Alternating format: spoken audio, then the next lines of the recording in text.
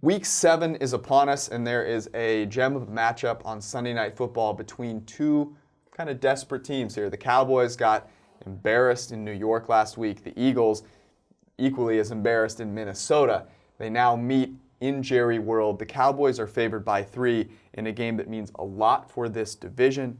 The Eagles getting 3 points, the right pick. Why? Yeah, there's a ton of playoff leverage in this one, and we like the Eagles, the team that lost the division last year to Dallas, won it in 2017. They have the better combination of coach and quarterback in Doug Peterson and Carson Wentz. Wentz is the second highest graded quarterback in our system. It hasn't led to a lot so far because of drops and injuries on the offensive side of the ball, but for Dallas, we've seen their process go down and we've seen the results go down. And so in the two most important spots on a football team, we like Philadelphia here, getting 3 points on the road in Dallas. You look at both quarterbacks, when they're in a clean pocket, when they're in a pristine situation, they're both pretty good. But both teams are suffering a lot of injuries. And so those great situations may be few and far between. And if you said, hey, things are going to be a little messy, which quarterback is better? The difference widens between Wentz and Prescott in that situation. Prescott may be without, or at least with a limited Amari Cooper, and when he doesn't have a guy that is taking advantage of bad cornerback play, it is going to be a struggle for him to get that offense back to where they were in the first couple of weeks. And here's the last point that I would make. That Cowboys offense used play action at almost 40% of pass plays.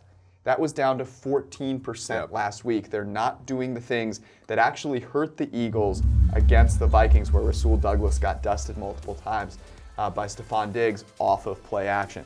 So this particular setup favors Carson Wentz and the Eagles. Yeah, and you look at Philadelphia's defense really struggled last week in Minnesota, but Dallas's defense has not been good since last season. They gave up over 20 points in each of the games after their win against New Orleans in the week after Thanksgiving, and it hasn't really stopped so far this year. Their linebackers, which were a revelation last year, are really struggling here, so look for Philadelphia. Use guys like Miles Sanders, Zach Ertz, Dallas Goedert, who's played really well, and they're getting a little healthier at receiver as well, and Dallas is just getting a little bit more injured in the secondary. Byron Jones with a hamstring injury, so I think both defenses are not going to be particularly good, but they're going to be equally bad at worst for Philadelphia. So Philadelphia is the right side here. Better quarterback, better coach, equal defenses. Take the points. Getting points. You'd love to see it. For more, head to pff.com, get an elite subscription so you can see all of the games and all the sides for both NFL and FBS with a Green Line subscription.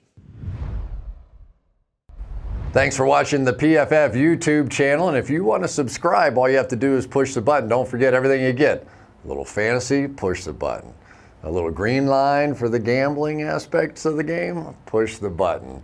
College football, push the button. The YouTube channel from PFF.